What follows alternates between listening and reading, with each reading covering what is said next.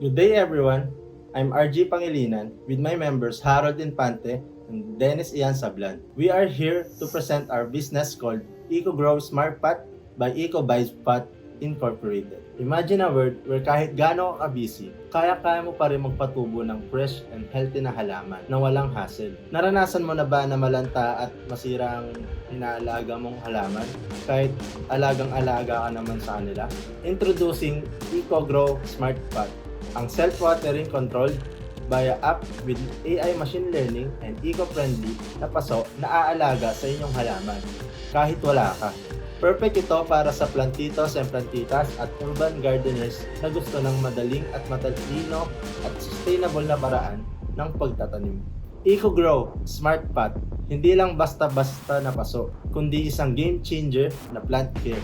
Self-sustaining, hindi mo na kailangan mag-alala kung matutubigan ba ang halaman mo. Solar-powered, no batteries, no electricity, pure sustainability gamit ang AI at ang sensor. Alam nito kung ano ang kailangan ng halaman mo at i-update ka via smart app, indoor or outdoor, walang problema. May adjustable LED grow lights para sa maximum plant growth. Ito ang plant care na hindi mo inaakala pero matagal mo nang kailangan. Welcome to the future of smart gardening. Welcome to the e-grow. We are the future of planting. So paano ba gumagana ang plant pot namin? Ito, mayroon tayong 6 features and technology. Unang-una yung solar power. Ginagamitan namin to ng solar power para hindi ka na gumamit ng kuryente at makatipid sa bills. Ito naman, auto watering system. Hindi mo na kailangan mag-alala kung nadiligan mo ba o hindi ang tinanim mo na halaman. Adjustable LED grow lights na ito makakatulong para pagpalaki ng iyong halaman. AI machine learning integration. Ginamitan namin to ng AI para makatulong sa'yo kung paano alagayin ng itaninim mong halaman. At Smart App Integration para makontrol lahat ng nasa features na to gamit ang iyong cellphone.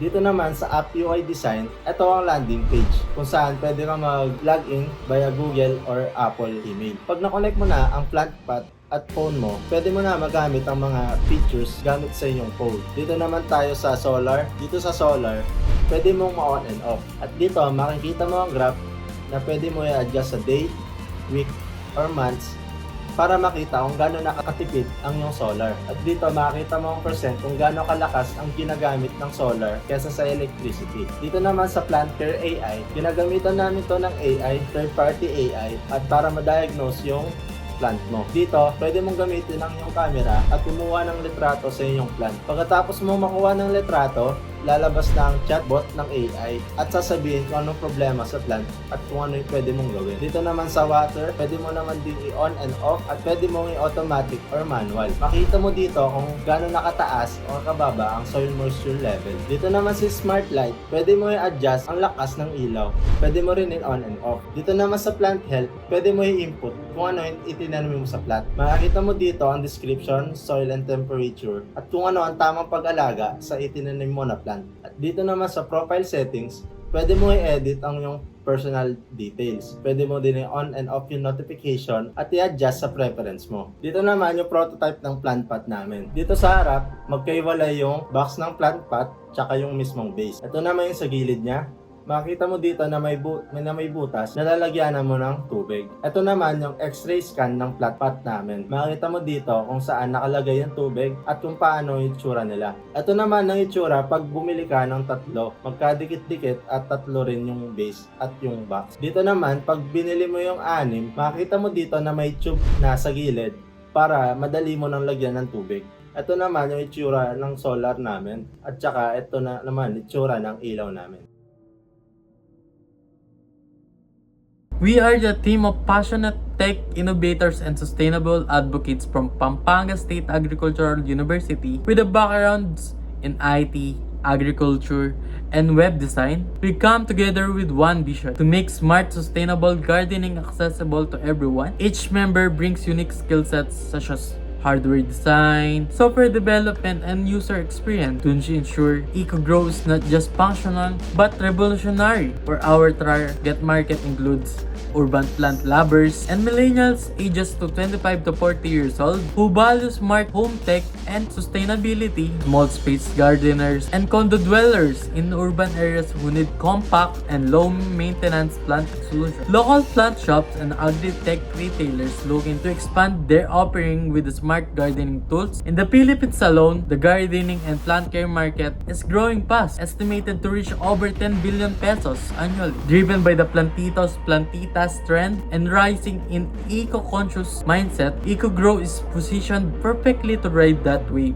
For our competitors, while products like Ligro and Letpat exist, they fall short in key areas such as no solar power, meaning higher energy use and limited portability, no AI or real-time plant monitoring, which means users are still guessing, limited customization in lighting and environment control. EcoGrow Smart Pot fill these gaps with the AI-powered automation, solar-powered sustainability, and data-driven plant care, making it the smartest and greenest solution in the market today.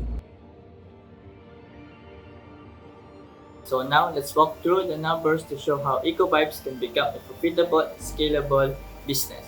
So first, the initial investment required is $6 million or $108,000. So it consists of our product development and manufacturing, marketing and branding, app development and maintenance, logistics and distribution, permits, legal fees, and business registration, and last, operational costs like office, utilities, and salary, which total about $6 million.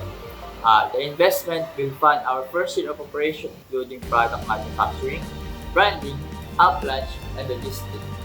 Next one is our year 1 financial forecast. Our target units sold will be 10,000 units. We will sell it at 1,500 pesos, which total revenue is 15 million.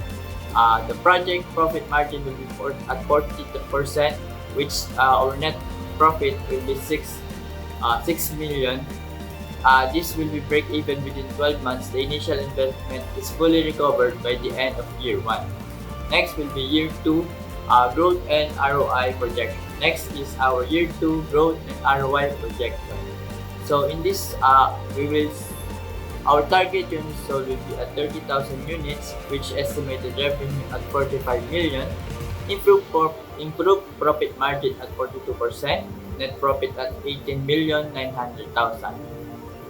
Due to the increased brand recognition and reduced manufacturing cost per unit, our profit margin improves. Lastly, in our year 3, we will expand and reach international. So our target units sold will be 50,000 units or higher than that.